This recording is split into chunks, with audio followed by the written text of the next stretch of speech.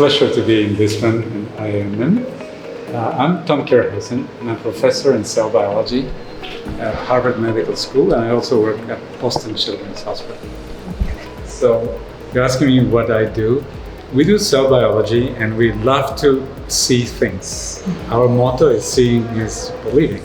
Sometimes I say I'm like a cell paparazzi, because I like to look at cells, I like to take movies, and that's what my group does. We like to integrate what we see visually with molecular properties, molecular mechanisms. What we try to understand is how cells work, the complexity of life, going into a lot of detail.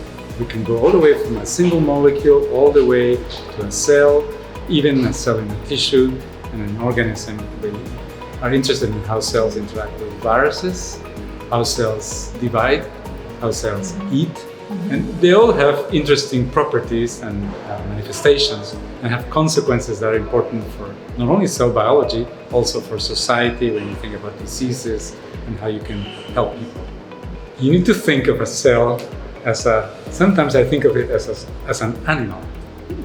It likes to eat, it needs to eat, it needs to interact with its environment, it needs to eat, and then it needs to process the food to grow.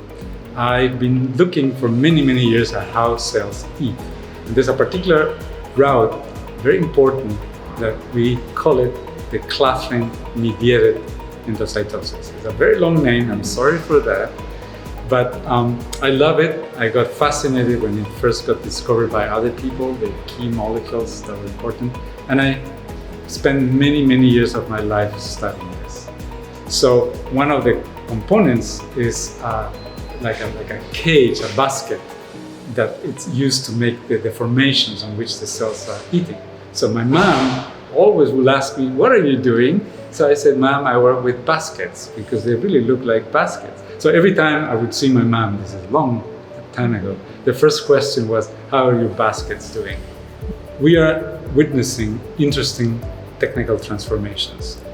People are developing interesting ways to look at molecules, to look at cells.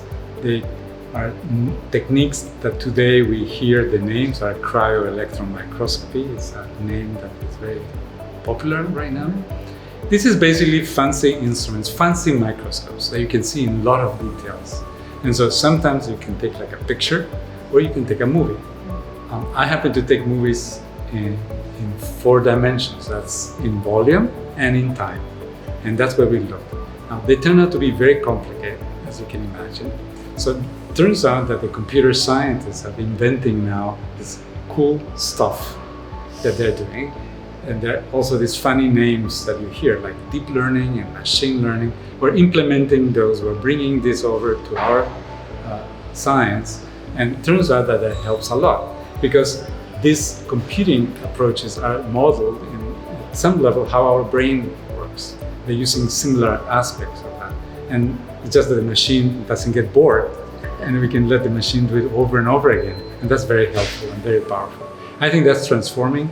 I think for the young people who are now starting their careers in biological sciences, I think they have a huge opportunities open to them in looking at this in totally different ways that we couldn't do before, because now we can process huge amounts of data in ways that were just even impossible to conceive.